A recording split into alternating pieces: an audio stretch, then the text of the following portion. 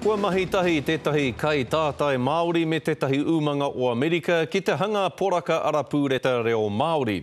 Kei te whakatairangatia ngā poraka nei hei tuatahitanga ki te ao, ko te wawata kia whai kāinga e nei poraka ki roto i ngā pauaka taputapu tākaro a ngā tamariki o te ao. I haere ake arapaira tāwhai ki te whakamātautau i ngā poraka nei.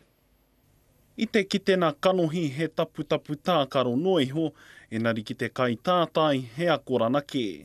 It's finally hit the shelves in New Zealand and been available to people, and I really wish I was there. He kai tātai a Johnson with te hira ki roto o Hapani, I mua atu he tauira I te pūtahi a toi ki te kunenga kipu rehuroa.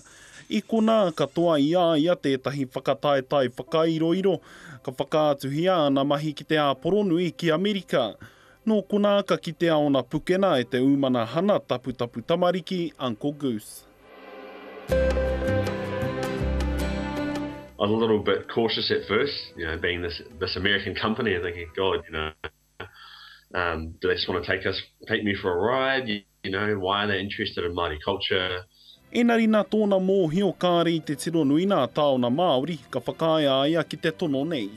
There was no imagery within my house that said we were Māori at all. There was nothing within the environment we lived in that said we were Māori. So I thought this would be a really cool way to get Māori culture back into the homes.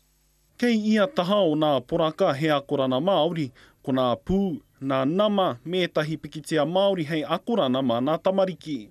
He oi hea wanawana te kai tātai I te tīmatana. I guess to be able to use customary Māori imagery, which I'm even now, after studying it for years, I'm still very cautious about how I use it and what's appropriate. Aha koa no nā kua nei ka puta e nei poraka ki te motu, kua kitea o nahua. It's some really good feedback from a few kura kaupapa in Gisborne, who are just really blown away, and the distributors in Auckland have also been talking to a few kohanga, and they just seem to love them. Apparently all the parents are just kind of drooling over them when they show up at school and see them, so that's a really nice response. Ka tā ia te hoko I enei tāona mo te iwa te kau tāra. Rāpaira tāwhai te kare.